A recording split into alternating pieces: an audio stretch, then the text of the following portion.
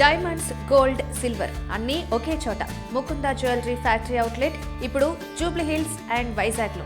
మద్యం వినియోగదారులకు శుభవార్తగా త్వరలో ఆంధ్రప్రదేశ్లో కొన్ని ప్రీమియం బ్రాండ్ల మద్యం ధరలు తగ్గే అవకాశాలు కనిపిస్తున్నాయి.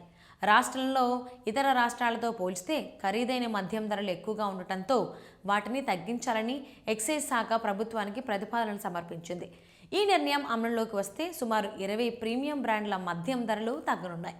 ప్రస్తుతం తెలంగాణ, కర్ణాటక వంటి రాష్ట్రాలతో పోల్చితే ఆంధ్రప్రదేశ్లో కొన్ని ఫారిన్ లిక్కర్ బ్రాండ్ల ధరలు ఎక్కువగా ఉన్నాయని అధికారులు గుర్తించారు. ఉదాహరణకు ఒక ప్రీమియం ఫారిన్ లిక్కర్ బాటిల్ తెలంగాణలో సుమారు 22,000 వరకు ఉంటే అదే బాటిల్ ఆంధ్రప్రదేశ్లో 25,000 వరకు విక్రయిస్తున్నారు. కొన్ని ఇతర బ్రాండ్లలో అయితే 3,000 నుంచి 6,000 వరకు తేడా ఉన్నట్లు తెలుస్తోంది. ఈ కారణంగా రాష్ట్రంలో ప్రీమియం మద్యం అమ్మకాలు తక్కువగా ఉండటంతో పాటు ఇతర రాష్ట్రాల నుంచి non duty paid liquor NDPL అక్రమంగా రాష్ట్రంలోకి వచ్చే పరిస్థితి ఏర్పడిందని అధికారులు చెబుతున్నారు. ఈ పరిస్థితిని దృష్టిలో పెట్టుకుని ప్రీమియం బ్రాండ్ల ధరలను తగ్గిస్తే అమ్మకాలు పెరిగి రాష్ట్రానికి వచ్చే ఆదాయం కూడా పెరుగుతుందని ఎక్సైజ్ శాఖ అంచనా వేస్తోంది. తాజా ప్రతిపాదనల ప్రకారం ఒక్కో ప్రీమియం బాటిల్పై కనీసం 3,000 రూపాయల వరకు ధర తగ్గే అవకాశం ఉందని తెలుస్తోంది.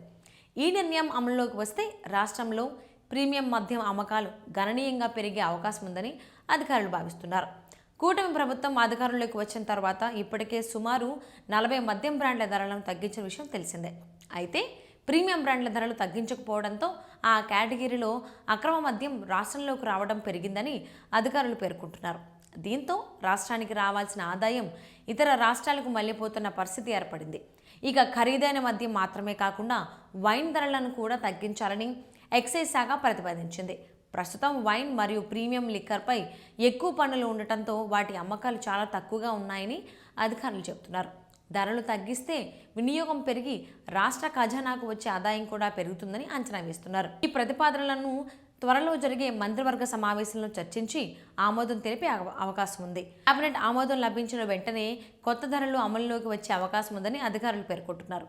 దీంతో రాష్ట్రంలో ప్రీమియం మద్యం ధరలు తగ్గే అవకాశంపై వినియోగదారుల్లో ఆసక్తి నెలకొంది.